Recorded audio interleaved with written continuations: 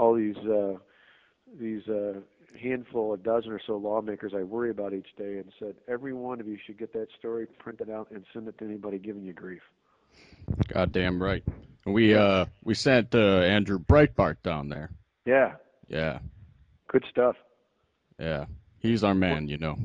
well, it has been amazing to me the massive amount of attention. I've done all, I want to stay ahead of, so every day I do a 5 o'clock press conference. Tonight I'm actually doing a fireside chat, which the state TV stations are picking up, and I guess a bunch of the national ones are too.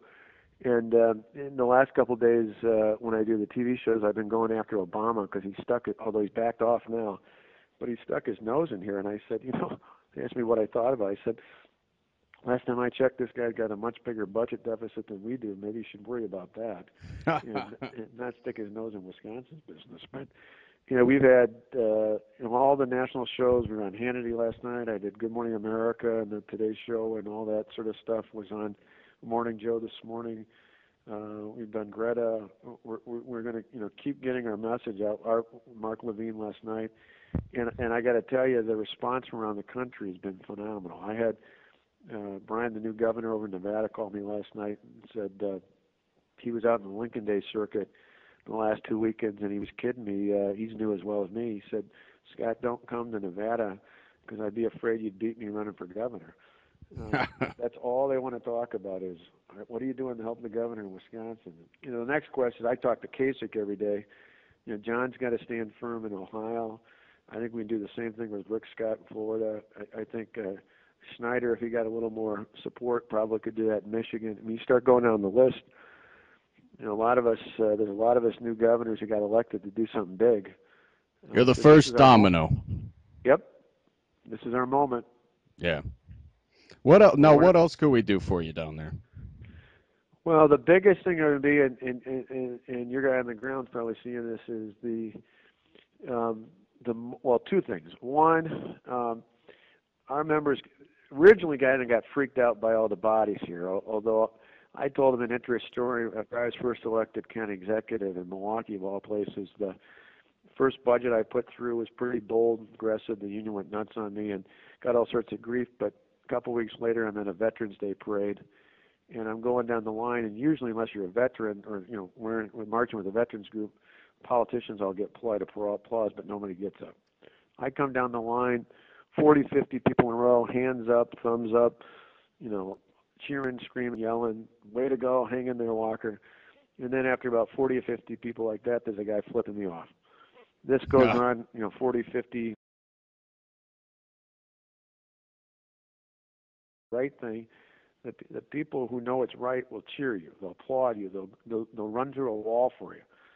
And the people who don't like you, they're going to flip you off. But stop worrying about them, because the other day there were 70,000, probably 2/3 were against the bill, 1/3 were for. 70,000 people at the Capitol. All week there's been 15 to 30,000 a day. But I remind all our lawmakers that there's 5.5 million people in this state. And just because a bunch of guys who can jump off of work because of their union rules doesn't mean the rest of the people in your district aren't with them. So one thing for your question is the more groups that are encouraging people not just to show up, but to call lawmakers and tell them to hang firm with the governor, the better. Because the more they get that reassurance, the easier it is for them to vote yes. Right. The other Right. thing is more long term, and that is after this, in the coming days and weeks and months ahead, particularly in some of these more swing areas, a lot of these guys are going to need, they don't necessarily need ads for them, but they're going to need a message out reinforcing why this was a good thing to do for the economy and a good thing to do for the state. So to the extent that that message is out over and over again, that's obviously a good thing. Right. Right. We'll back you any way we can. But what we were thinking about the crowds was planting some troublemakers. The only problem with because we thought about that, the problem with, or my only gut reaction to that would be, right now, and the lawmakers I've talked to have just completely had it with them. The public is not really fond of this. The teachers union did some polling and focus groups, I think, and found out that the public turned on them the minute they closed school down for a couple of days. The guys we got left are largely from out of state, and I keep dismissing it in all my press comments, saying, they're mostly from out of state. My only fear would be is if there was a ruckus caused, is that would scare the public into thinking maybe the governor's got to settle to avoid all these problems.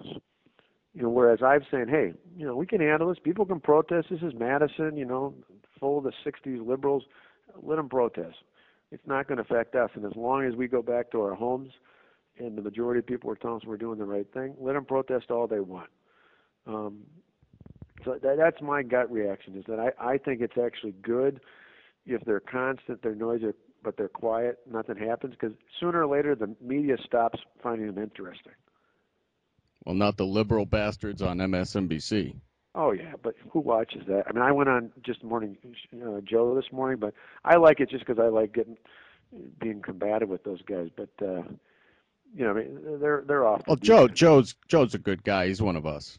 Yeah, he's all right. He was fair to me. I mean, the rest of them were a little out there. Although I had fun. They had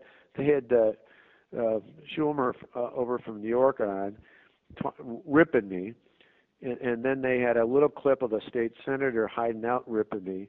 And it was almost too easy. I walked in, Joe asked me a question. I said, well, before I answer it, let me just put out the amazing irony of the fact that you've got a United States senator from New York, a senator who, by the way, is part of a team that can't seem to balance the federal budget, talking about my budget. At least he's coming into work to talk about something, although it's mine. And you got one of these 14 state Senate Democrats who can't even bother to show up and deal with the budget he's elected to do something about. And so that kind of tells you the whole story right there. Beautiful, beautiful. But you gotta love that Mika Brzezinski. Oh yeah. She's a couple weeks ago, I'd known Joe before, but I was having dinner with Jim Sensenbrenner when I came into D.C. for a day to do an event, and was going over to do Greta's show. I had dinner with Congressman Sensenbrenner, and right next to us was the two of them, and then their guest was Axelrod. So I came over and I introduced myself. That son of a bitch. Yeah, no kidding, huh? Introduced myself, and he said, I said, I figure you probably knew who I was since your boss was in campaigning against me, but it's always good to let them know you know what's going on. Well, good. It's good catching up with you. Yeah, well, thanks. This is an exciting time. This is, I told my cabinet, I had a dinner Monday right after the 6th. Came home from the Super Bowl where the Packers won. That Monday night, I had all my cabinet over to the residence for dinner. Talked about what we were going to do, how we were going to do it. We'd already kind of built plans up, but it was kind of the last hurrah before we dropped the bomb.